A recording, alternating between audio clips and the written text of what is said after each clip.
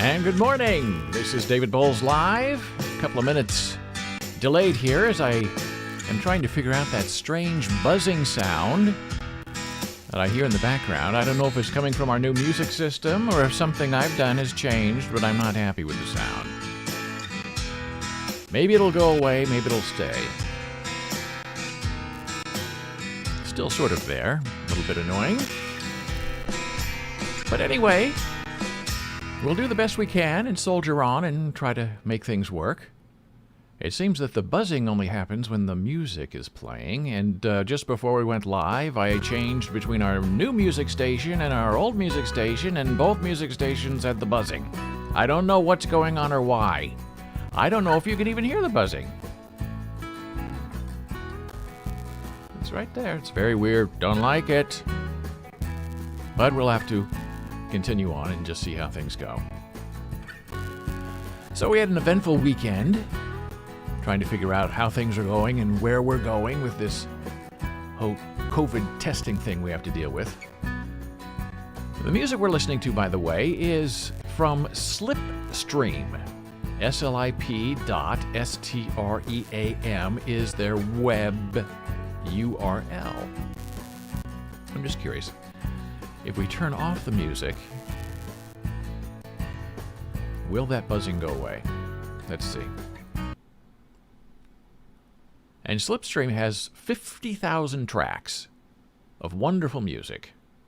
Well, it sounds like the buzzing went away. Oh, that's not good. Now, what about if we played Monster Cat? Would that give us trouble and have some kind of awful buzzing? Let's just see if we play something if the buzzing starts.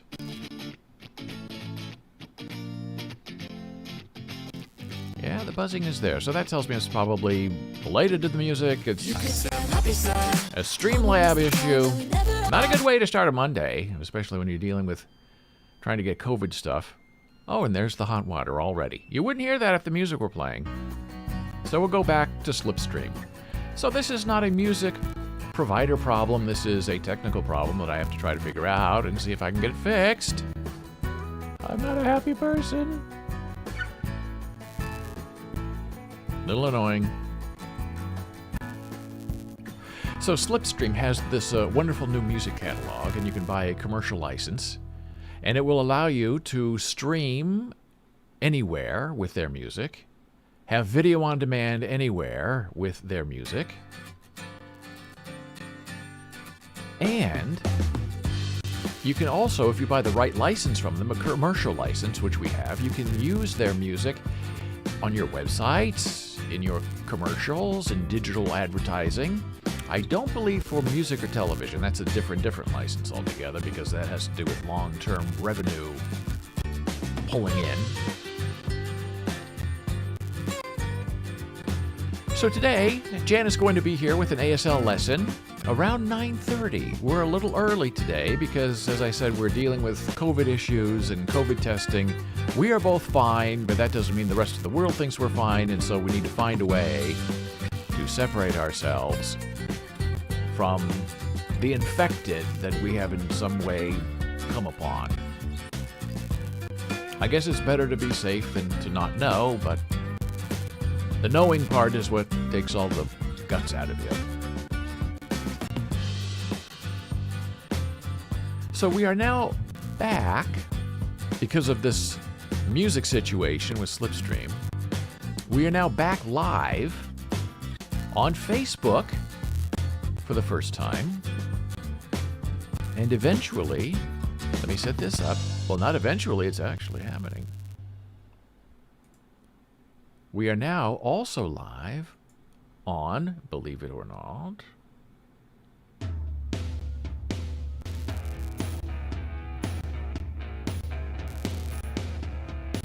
we are streaming live to LinkedIn via Slobs, Streamlabs OBS.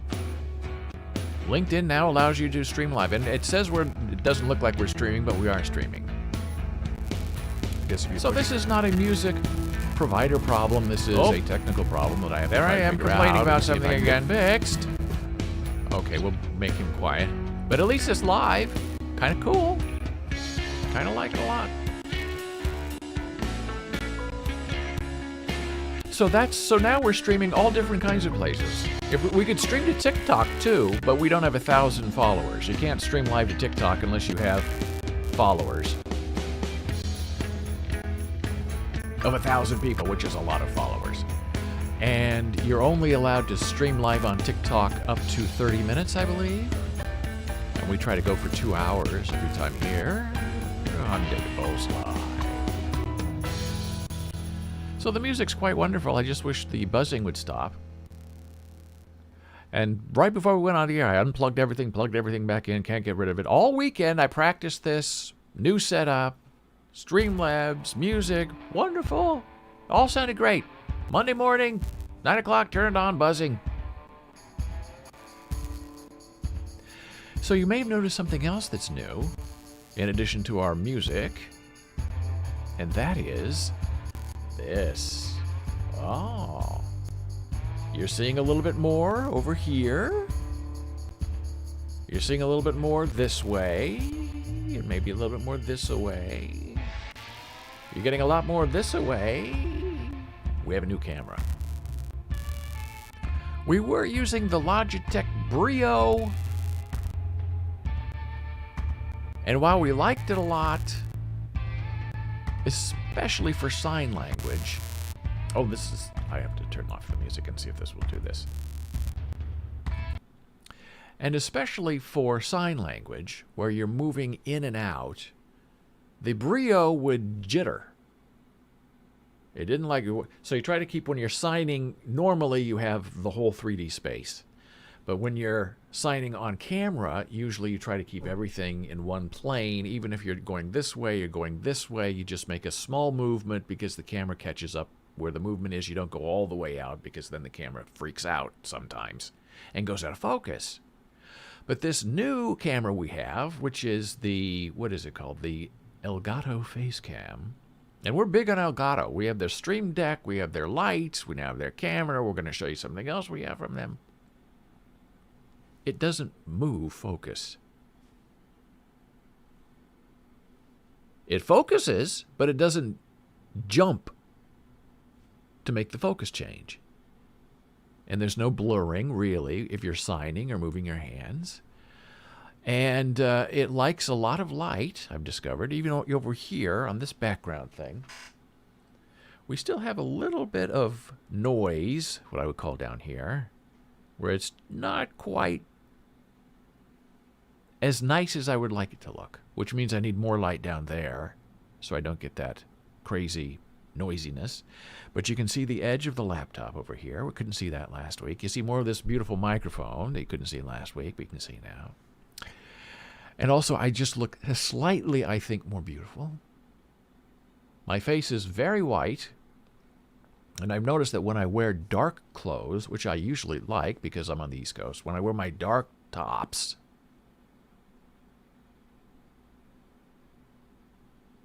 my super white face and my dark tops really makes the camera go crazy. So all weekend I was wearing a dark top, and it looked fine, really. But if you notice, if I go like this to block out my LED lights from Elgato, you can see more definition in my face. It's not quite as burned out. My hands are burning. That's what, when it's white like that, that means there's a little bit too much light. But if you turn down the intensity of the light too much, you get definition, but you also get shadows. So is it better to be like this, where you're a little more burned out, but you look a little bit better? Or is it better to turn down the lights a little bit and look like this? Now here, with my Stream Deck, I can turn off my LED lights. And now this is what I look like. Hello. A little too ugly. Still burned out. No lights are on, really. A couple of lights. Burned out right here on the forehead. It's because it's a little hot, a little greasy, a little sweaty. Yes. Lights on. Camera. Action. Another change I made over the weekend is this, and we're not doing this right now, so don't freak out. I used to have a little segment here called Really Bad Chess.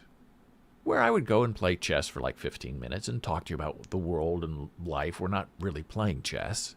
Chess is just the conveyance for the idea of living a life. And then I saw in the App Store that there's an app called Really Bad Chess. And I thought, well, isn't that interesting? I'd never heard of it before, but maybe I subconsciously did, and I named my little segment Really Bad Chess. And I thought, well, I don't want any confusion with them thinking that I'm playing their game online, or other people think I'm supporting this app called Really Bad Chess. So I made a new intro and a whole new title to my beloved chess segment. And I'll show you my new intro screen right now. I wish I had music behind this, but the music is fuzzy. Not Bobby Fischer. That is the title of my new chess piece in this live stream with David Boles.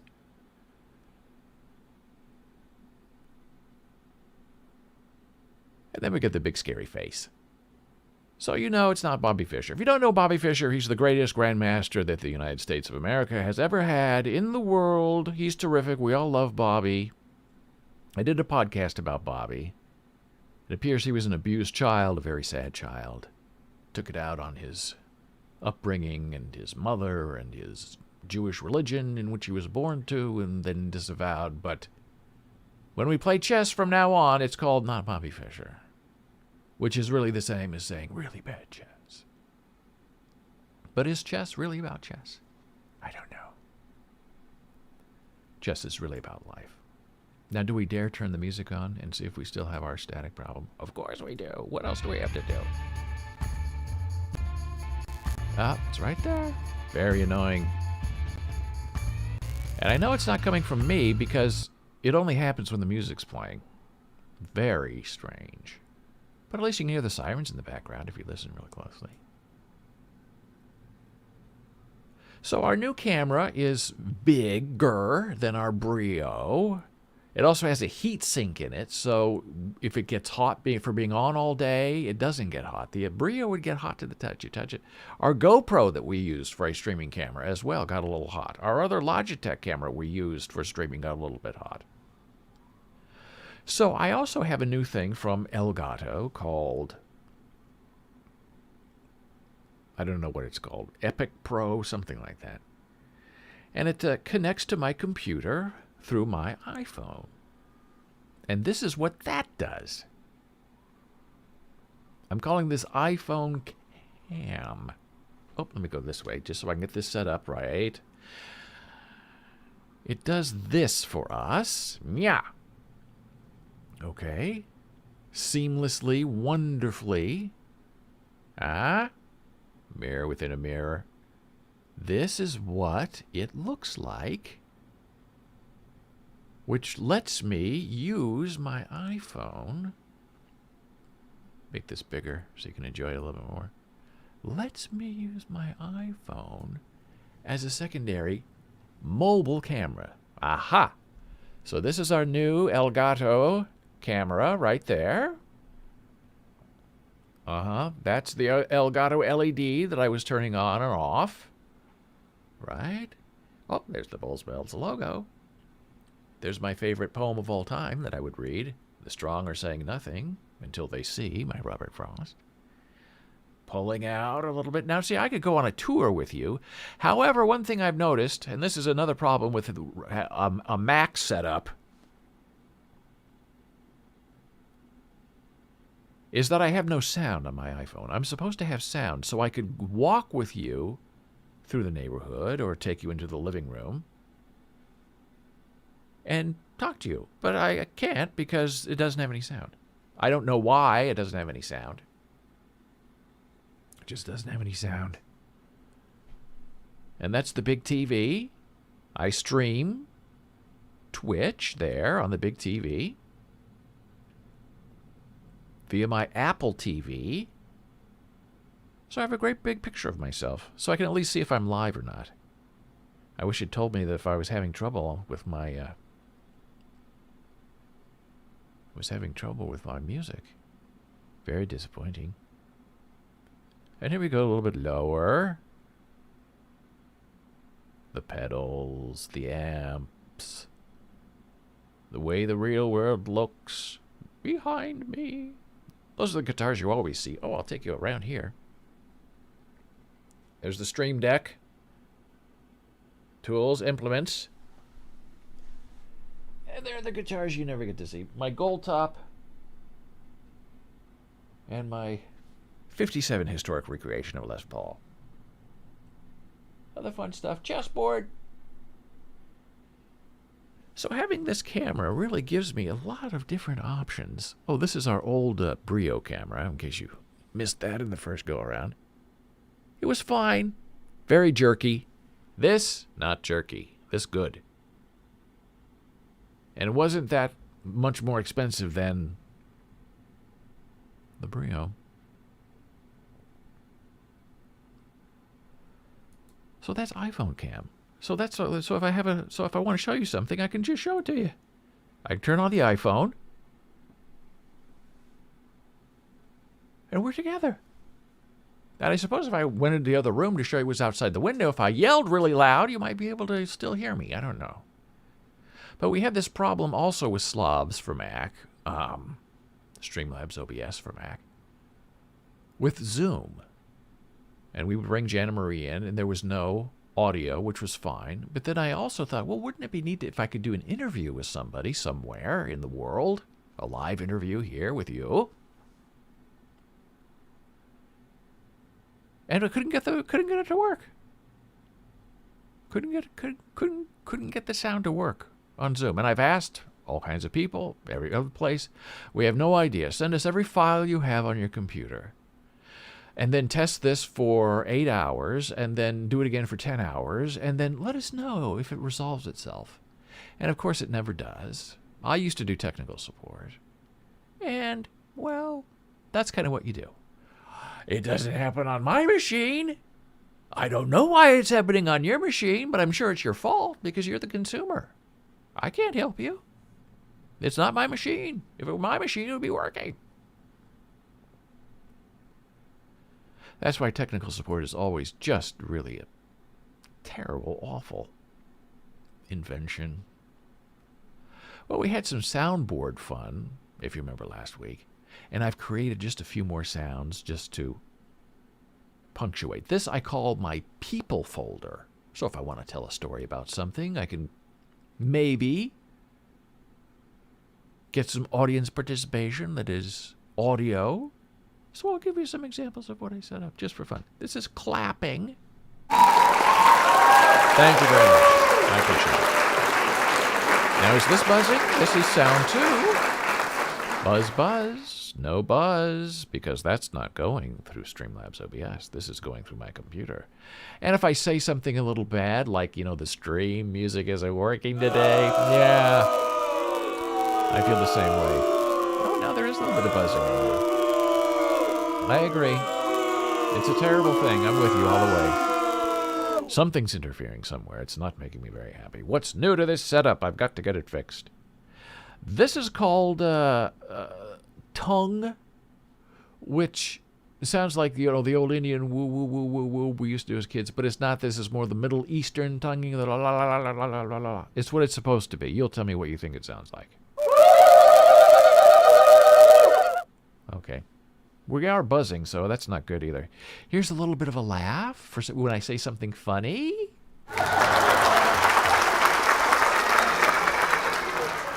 Now that's also clapping, but there is, yeah,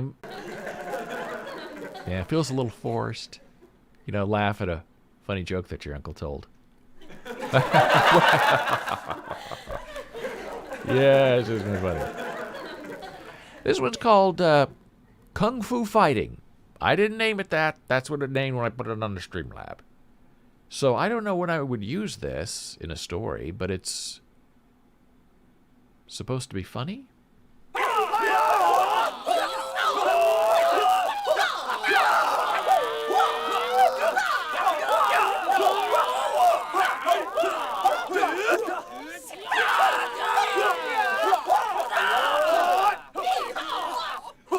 And that's not on a loop. That's the whole thing. I don't know why they made it so long. This is called disgust. I like that one. This is hello. Hello! That's funny. I think we could use that for something. And then, of course, if you say hello, you have to say no. No!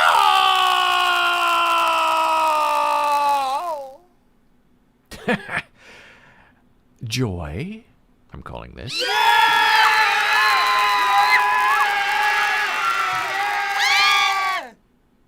And then just a couple, because I ran out of guttural influences. So this one is just, I'm calling a phone ringing. We heard the other kind of phone ringing last week. Thank you very much. This one is a ding. Funny. And finally, I'm calling this one 60 minutes for the oldsters out there. It's a ticking stopwatch. Maybe it's supposed to be a time bomb. I don't know. But it is slightly fearful. Well, that was fun. That's our stream deck. Fun sounds. Fun ways to communicate and to change scenes. And that's what we're going to be doing next. So, last year... last week, in week 4 of this David Boles live stream, we talked about Chris Christie. And Chris Christie is a very interesting guy, governor of New Jersey, wants to be president, wanted under Trump to be attorney general, and he was turned down because he would have done his job instead of just kind of doing what he was instructed to do. Very smart guy. We tolerate him in New Jersey. Not because we're that way, but because we prefer the insanity of the moment. Now my Streamlabs is not working. All right, so I have to do this manually. So this is Chris Christie, and he is a meme machine, what I call it. When he was governor of New Jersey, he closed all of the beaches, except the beach that was in front of the governor's house. So he had all the beach to himself. So this is how we know Chris Christie in New Jersey. Okay. Sitting on a lawn chair. He's a very large man. He doesn't hide it. He's very proud of how fat he is. And he calls himself a fat man, so I'm not insulting him. He's perfectly happy with who he is. And he and his family are looking at the helicopters taking his picture on this now private beach that only he was using. And so the memers online put Chris Christie in his chair, sitting in all kinds of various places. It's very funny. Went on and on and on and on. Chris Christie also really likes baseball. And he's not shy about that either. This is Chris Christie playing baseball. He is a large man, a rotund man. And this is what he looks like in his outfit. Not shy. Doesn't mind how he looks in public. Happy to throw a baseball. Happy to hit a home run if he can. There he is with Rudy in their uniforms. So Chris Christie got all tied up with Trump. He wanted to be his attorney general, but he's too smart for that. He helped with debate prep. We saw him kind of staring behind Trump in a couple of live shots. Very strange. It wasn't very unlike him. And then Chris Christie got sick. Oh, before we get to that, this is Chris Christie. He's also a big Springsteen fan. So there are 3 things to know about Chris Christie. He likes sitting on a beach by himself with his family. He likes dressing up in baseball uniforms. And when you see him, he very happily dances to Bruce Springsteen songs. And this is him dancing to Bruce Springsteen. And the cameras follow him into the concerts when he was governor, and he went to every Bruce Springsteen concert and stood there and sang along and danced. So he's kind of a regular guy. He's very happy with what he does. He likes dancing, he likes baseball, he likes the beach. The governor of New Jersey wants to be president, very desperate to be president.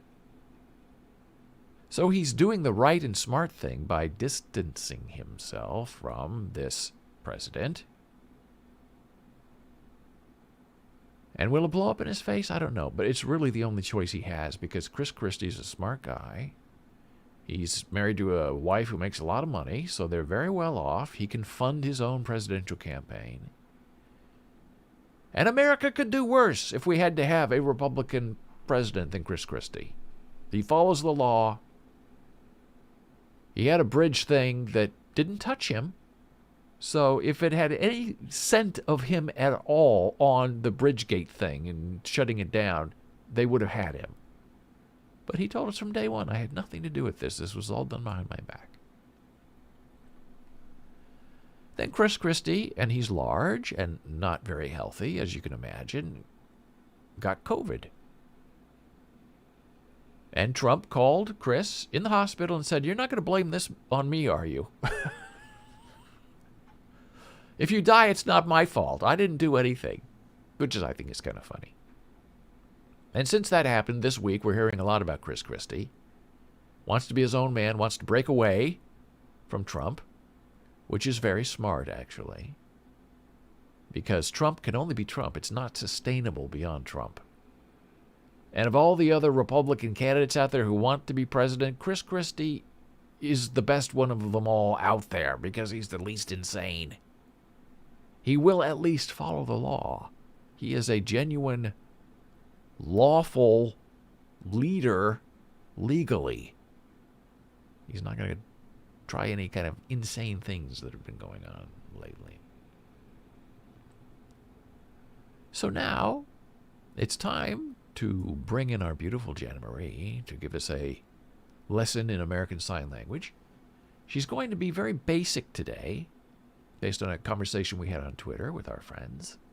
And she's going to be teaching you the alphabet, the manual alphabet in ASL A, B, C, and then kind of make a story with that. It's called an ABC story. And maybe she'll mix it up a little bit for you. It will be a very interesting, wonderful experience. And she's coming up next.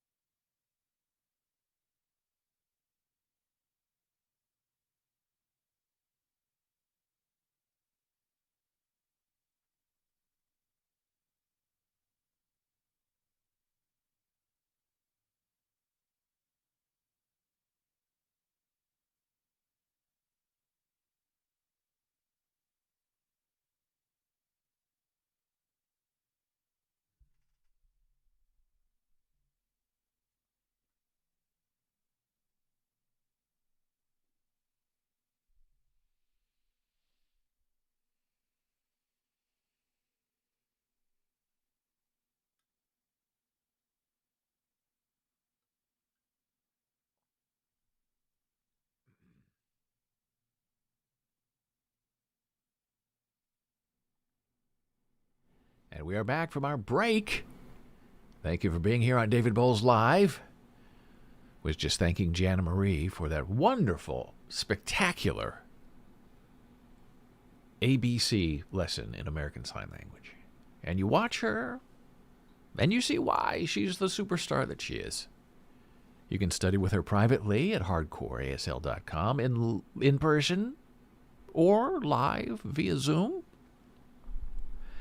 And what's really interesting about Janna Marie is for 25 years, she has been teaching at a major university on the East Coast and many other places, but this particular one, for 25 years, she has a full-time job with the New York State, and she teaches 2 courses per semester, sometimes in the summer, each year.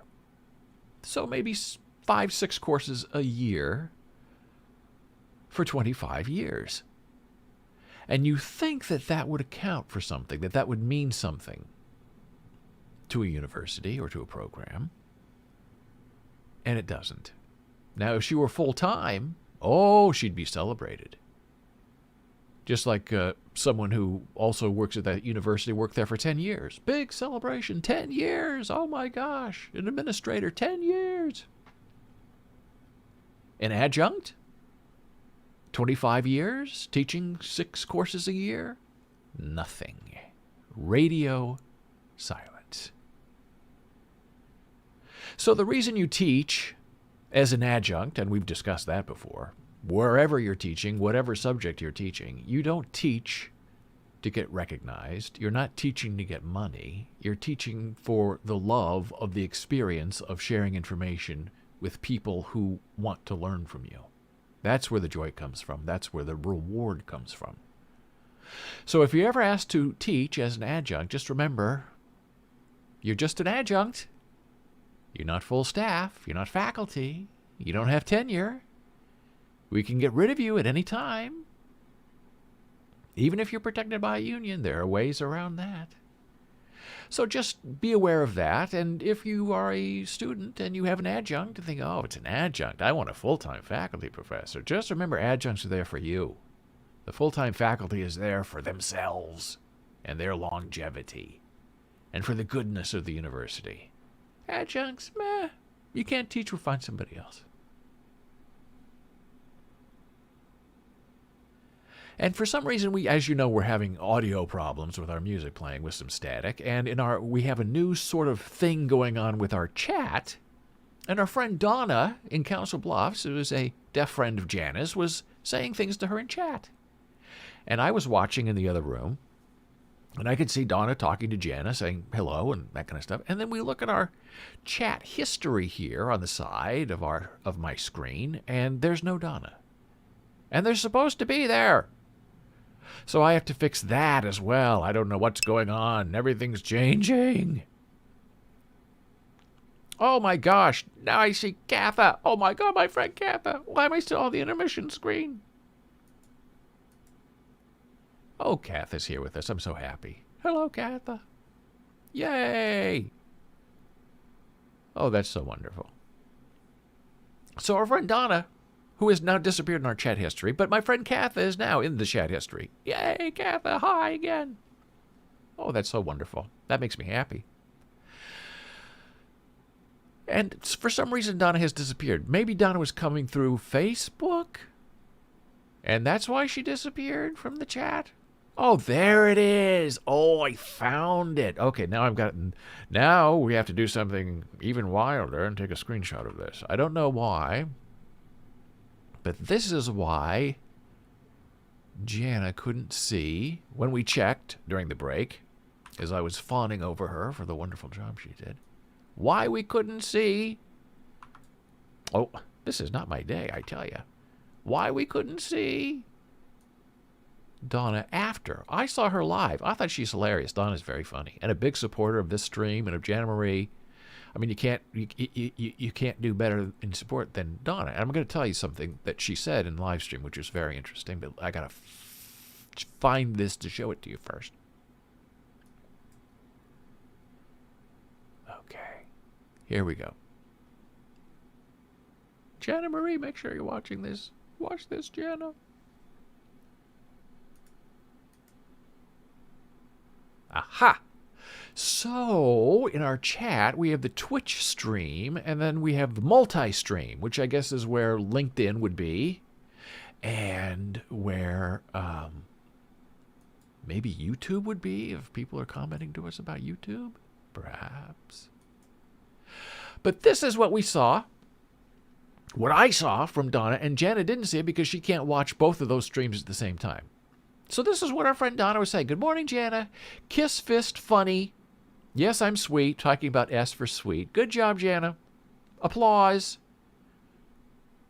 And then our wonderful Katha, which is in mainstream too. So maybe we should be looking at the multi-stream instead of the... Maybe that's better. Read only, though. Twitch. Okay.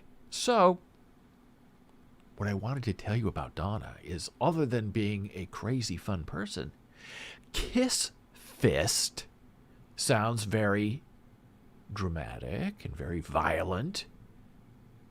But it's not. It's a really wonderful thing. And I'm going to show you, but I want to show you in a bigger window. Kiss fist is exactly what it sounds like. It's this. Which means big love, super love it, love you. Kiss fist. So Donna, Janna says, kiss fist, right back. Love it. More sign language. So, let me see. I have so many things to talk about. I had a wonderful ASL lesson. I had no idea it would be that spectacular. And I'm telling you, people pay a lot of money for that kind of sign language tutoring that you got for about 40 minutes today. That's class number 1 in ASL level 1, the alphabet, the manual alphabet. And you find someone to teach it more fun than it was taught by Janna Marie. You won't find anybody. So if you remember last week, we talked about sleep and Matt Walker versus our friend, Alexei Guzzi. Now I have to go back to my other screen. And I sent Alexei my highlight of the sleep conversation that we had here.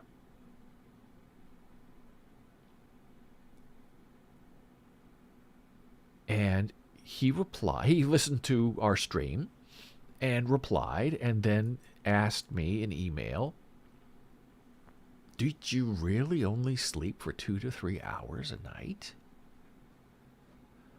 And my response was yes. So this is Alexei from a while back. What, 2019? When he first discovered, I guess, the Matt Walker book. I've been sleeping 4 hours a night, thinking about Matt Walker's Why We Sleep, 130 hours of writing and research, 6,000 words later, which we looked at last week, and we're reviewing now. And these were his conclusions. No, shorter sleep does not imply shorter lifespan.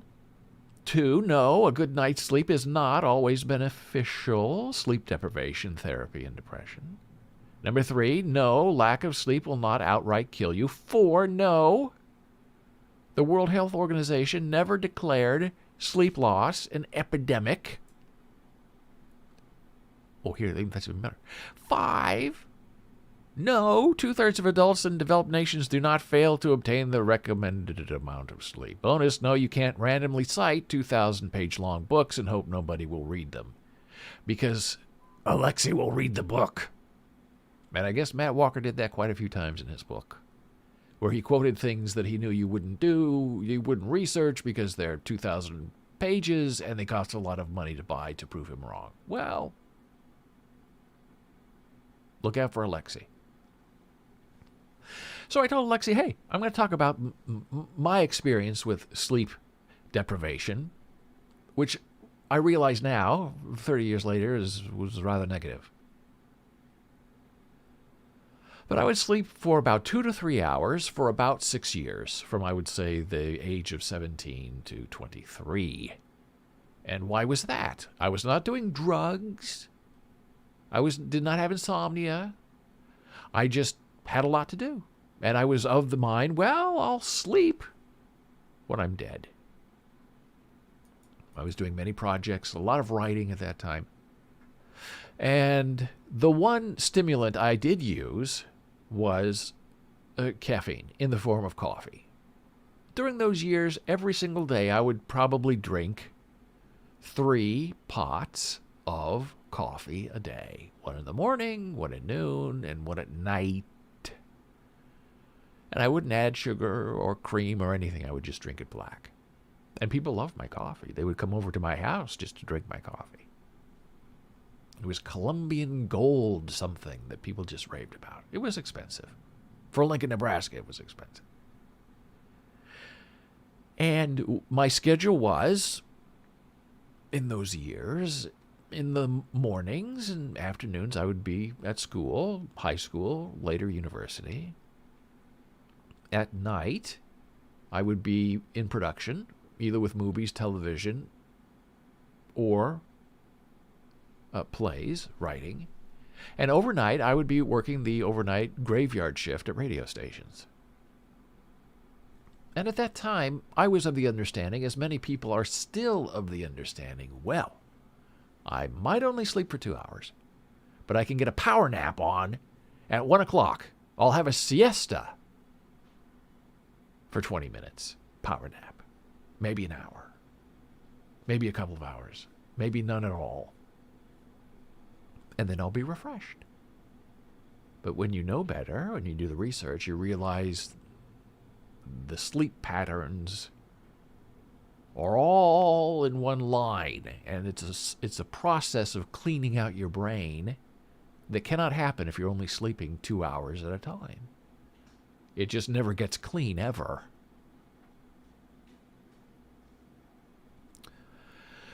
So I would be very tired. I would get a lot done. But I was always in like a constant zombie state. And very irritable. I would get very passionate about things and very irritable about many other things because I was not getting enough sleep and I was overdosing on caffeine, probably. So this walking zombie that I had, there are parts of my life back then that I don't always completely remember, but I have a good memory of the things that were completed. But I was in a couple of minor accidents, fender benders, that probably wouldn't have happened. Yes, Kappa. Surprise, you survived. Lots of sleep makes me downright cranky. That's exactly what I discovered later in my life. When I got more sleep, minimum 6 hours, try to go for 8. If I average 7 hours, I'm okay. Medically, I'm okay. That's what the research says. 7 hours is what you need to survive. So lack of sleep can create depression. And as we're learning now, there's new evidence showing that when you reach your middle 50s, you're going to have a trouble with dementia. And it starts when you don't sleep in your 50s, and then it shows up when you hit your 60s. So you have 10 years there where you're really playing with fire. Now, maybe Alexei will research this and say, none of it's true, you're fine, stay awake all night. But I do know that Margaret Thatcher, former Prime Minister of Britain, was famous for sleeping 4 hours a night. She didn't have any medical problems. That's what her body said she needed. And people admired her for it. People admired me. How can you keep going? How can you do all of these things? And in competition, and when I was working with people or trying to get ahead, the one thing I always knew in the back of my mind is, I will work while they sleep. And it did. It put me ahead. Outliers is true. And Margaret Thatcher, as we know, died of dementia. And she died a while back, before this new research came out, that I believe was done in the UK. And it's very dangerous. You're dealing with things you don't really realize. It's important to dream. Sleep cleanses your mind. It gets rid of stuff that builds up in your brain. and gives it a chance to expire. So now that we are aging and getting older and realizing the value of a good night's sleep, which is what we're taught from very early on, but young people think they're invincible. And in many ways they are. They're very resilient. And when you get older and you hurt your knee or hurt your ankle, it lasts a little bit longer than someone who's 16 years old who hurts their ankle or hurts their knee. They heal faster. They're a little quicker. So do I regret all those years when I was only sleeping 2 to 3 hours a night? Not really. If I wasn't sleeping, I was doing something, either working, writing, reading, not arithmetic because I can't do math. But I was doing something with my hands and my mind, but I realized that I really never should have been driving, which I never enjoyed anyway. But it was probably dangerous. And there are now studies that say that truck drivers who don't sleep and stay awake and take pills or whatever they do to stay awake fall asleep at the wheel and kill people. That's why there are very strict rules about being awake and not stimulated when you're a truck driver. You must be off the road for something like 18 hours, or if you're on the road for 18 hours, you have to be off the road. It's all very technical and very messy. So my advice to you is sleep if you can, and always dream. Now we're going to take a very brief break. Then we're going to come back and talk about a couple of really interesting, difficult things. I hope we can get to them all. If not today, then tomorrow. One of them is an ongoing punishment of Native Americans. And the other is a conversation about INTJ, the rational mastermind. Right now, we're taking a brief break. We'll be back very quickly.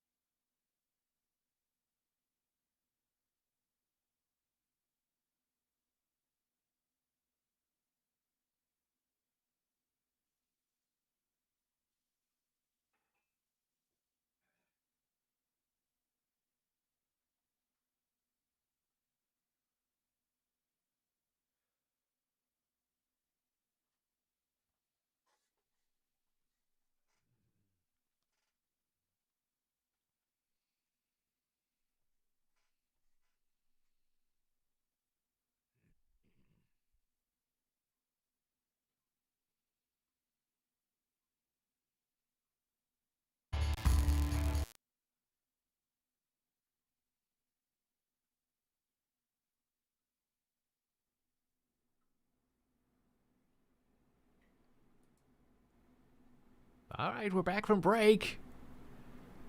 I still keep checking the music, hoping that it will fix itself, and it's not fixing itself. I'm going to have to do something, but I have no idea what to do. I have to have an intervention of some sort, but it's not working.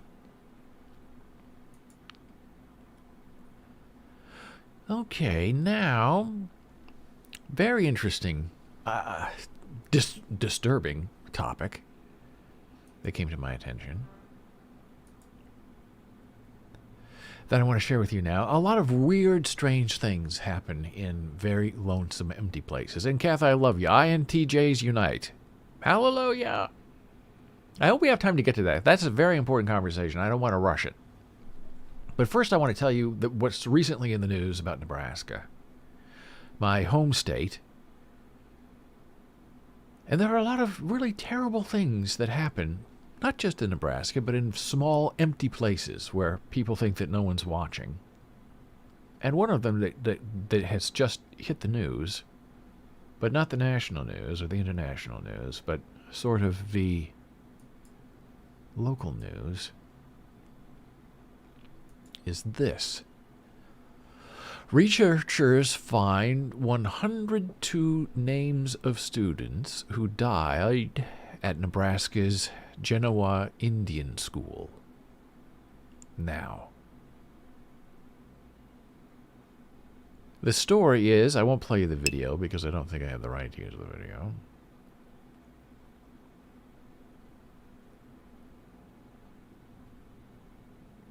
But there are students who have died while at the school. 102, and they were buried. And no one knows who they are or where they came from or what happened to them. And this happened in 1884 to 1934. A collaborative effort has thus far found 102 names of students, primarily young children who died while at the school, which operated in Janna, Nebraska. In those early years, some of the names might be duplicates, but the true death toll is likely much higher. This is Margaret Jacobs, a professor of history at UNL and co-director of the Digital Reconciliation Project. It's just heartbreaking that they found evidence of all these deaths that were not really appropriately recorded.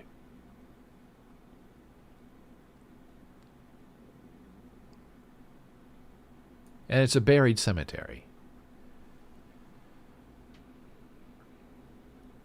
And the problem is there are people today who are saying, well, I mean, right away this story came out and people in Nebraska are saying, well, you can't really trust records. We can't really know if it was 102 students who were buried. But the existence of the cemetery isn't doubted. But, well, we don't know. We don't know if it was really 102. Maybe it was just 2 or 3 who were unlucky. But the story isn't going away. Multiple references to children buried in the school cemetery have been found in newspaper stories and in the stories of former students who, after years after the school closed, recalled the burial of classmates on school grounds. Well, it was disease. This was Indian land. It's not our land. What can you do? Well, you have to try to get to the bottom of it. You try to have to do some research. You try to figure out what happened and why. Why 102 kids in the world went missing.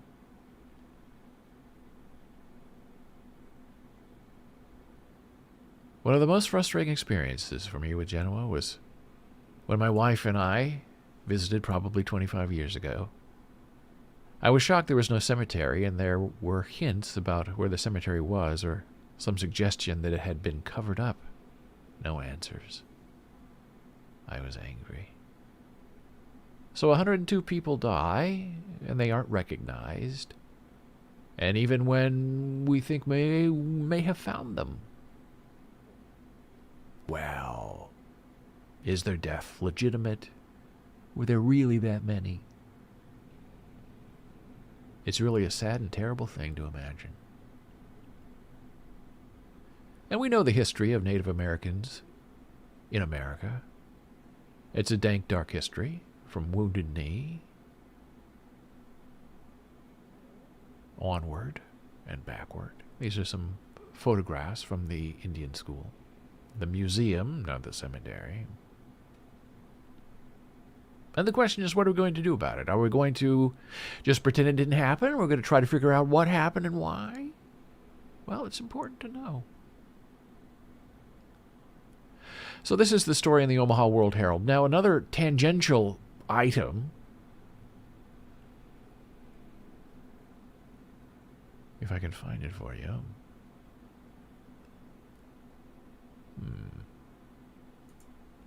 That's not it. That we already looked at. That's our live stream. Oh. Well, I can't find it. But it was an interesting... So let me see. Let me just see if I can do a little... UNL... Indian drinking beer. Well, I can't find it. But there was a wonderful...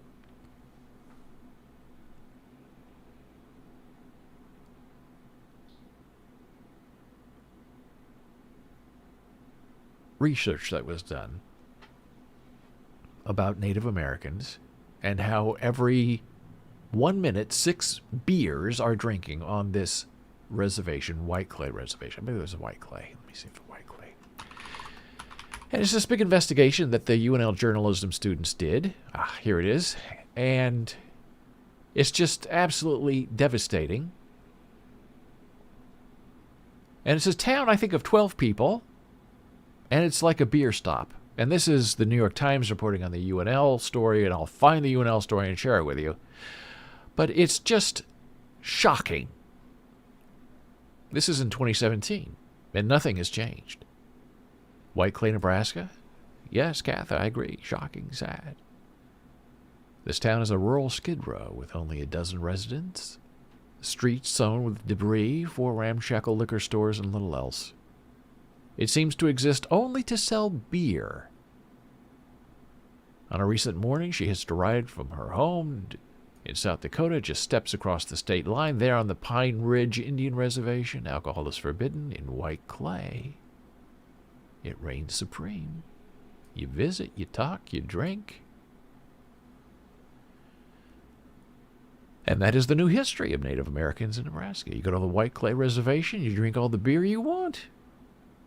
And it creates alcoholism, and it creates car crashes, and it creates absolute devastation. And I'm going to show you tomorrow when I find the article. It's really well done, written by students at the University of Nebraska-Lincoln.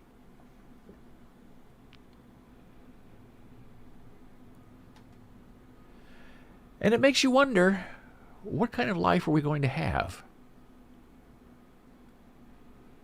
We're the most vulnerable among us who need our help and our assistance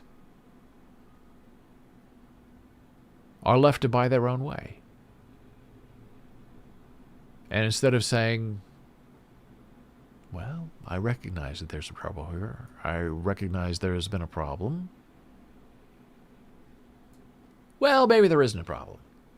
Well, maybe they're just drinking all that beer because they're thirsty. Well, 102 deaths. It could be that, but maybe it's smaller. We won't really know. We can't really know because bones and bodies decompose and they mix with each other, so we can't identify. So unless we have absolute proof, it didn't happen. That seems to be the kind of way things are going. And we will be discussing more in the future about these Midwestern towns and these Midwestern mysteries and murders and how they just kind of get swept under because people don't want to talk about it. Oh, you had a bad experience. Oh, don't talk about that. Nobody wants to hear that. We just want happy things. Even if we're all miserable inside, we just want to cover that up and be something else and be somewhere else. Now, I just have to look for the White Clay thing. Hold on a second. White Clay. UNL. Indian. Let me see if that brings it up. It's just so interesting. Here it is. It has its own website.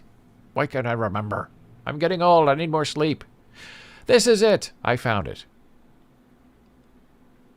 And here's the beer count up in the upper right-hand corner. So every minute you read this long expose and article, the beer count goes up. The wounds of White Clay. The official population of White Clay, Nebraska is 12. But thanks to a lucrative liquor trade that's heavily dependent on customers from neighboring alcohol-free Pine Ridge Reservation in South Dakota, well, there are many more lives at stake in this unincorporated border town. Our beer count is now 3.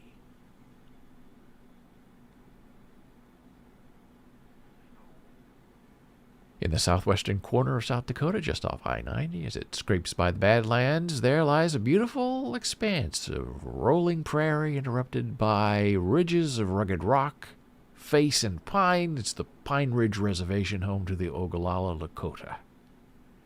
As a band of the powerful Lakota tribe, most living on the reservation have storied lineages, some even tracing back to Crazy Horse, Sitting Bull, and Red Cloud. But the spiritual, nomadic culture of their ancestors is not what exists today. It's been replaced by injustices, tragedies, and sorrows, spanning more than a century. Chief among them today is a small, unincorporated village on the other side of the South Dakota-Nebraska border.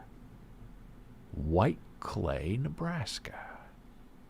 12 people, 4 liquor stores, more than 42 million cans of beer sold in the last 10 years.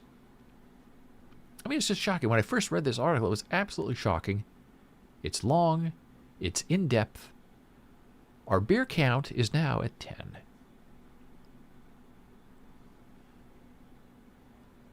So, what are we doing here? Well, here we go. This is the mission, and it's a beautiful mission. Our mission at the University of Nebraska-Lincoln is to give readers a view into this remote area of the country.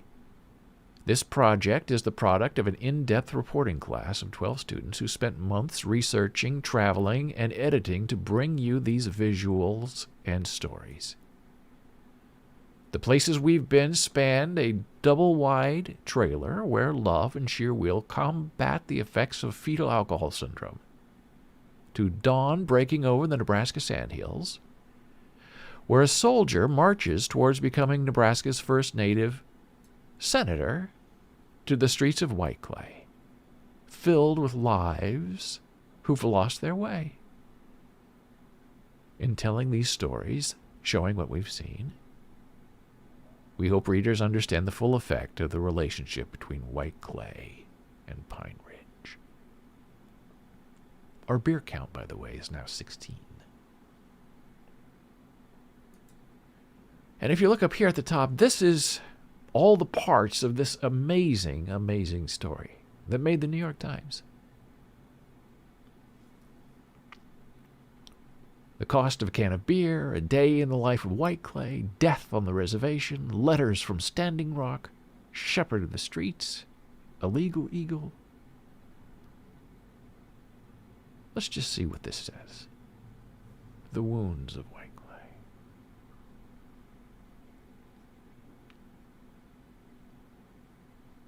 Bud Light.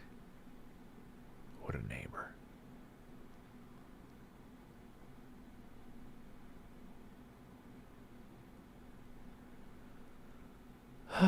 A woman on the street, sprawled on the pavement, face up in the midday summer sun, blue jeans around her ankles, underwear hugging her shins. The blistering July heat bakes her bare skin.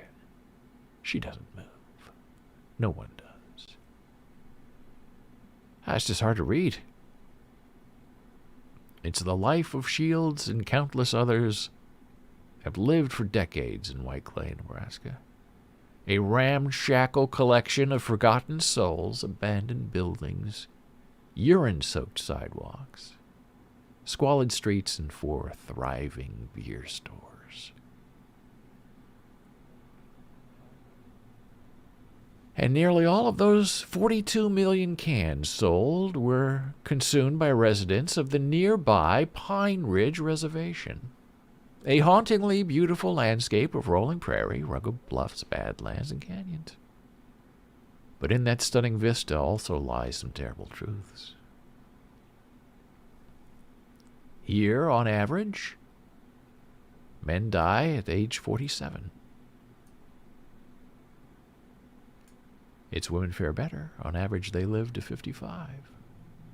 On par with Angola, Nigeria, and Somalia.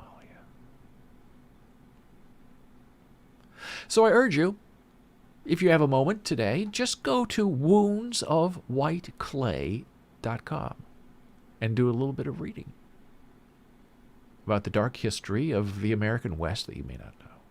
The new American West. The American West that's bathed in beer. And our beer count is now at 14. So today, on a stream, we had a wonderful time. We have a new camera that's really beautiful. Watching Janna Marie do her sign language tutorial was magnificent. The camera behaved. It held the lights and shadows. She moved her hands back and forth and forward and back, and the camera did not flinch. It was fantastic. We wanted to celebrate Slipstream today, our new music provider, but we had some technical problems that I have to try to figure out, and I have no idea where to start. We talked about sleep. We talked about the wounds of white clay. And we had some wonderful conversations about politics and Chris Christie and all of the fun things involved therein. Tomorrow, we're going to talk about INTJ. That's a very deep, complicated, wonderful topic. And I realize I have a good story to tell you that leads to it and sets it up in a much more thoughtful way than I have time to do right now with you here. If you'd like to get in touch, please find me on Twitter at David Boles. On Facebook, I'm Boles. Instagram, Boles Books. On LinkedIn, I believe I'm just Boles, Boles. We were live streaming to LinkedIn today for the first time ever, making a little bit of history. Today, we're also on Facebook, streaming again. Because I thought we now had cleared music, but I guess it doesn't matter because we don't have any music. But we're still cleared to stream on Facebook. It's been a lovely conversation. I appreciate you spending your time with us today. And I hope if you have any questions or comments, you will not hesitate to get in touch. We're always interested in what you have to say. We love it when you do join us in chat. Donna and Katha, just wonderful. It really makes a big difference and how we view the world, and how we interact with the world. And now, as I say so long to you, our beer count in White Clay, Nebraska is now 31. Have a good rest of your day. Thank you for being with us.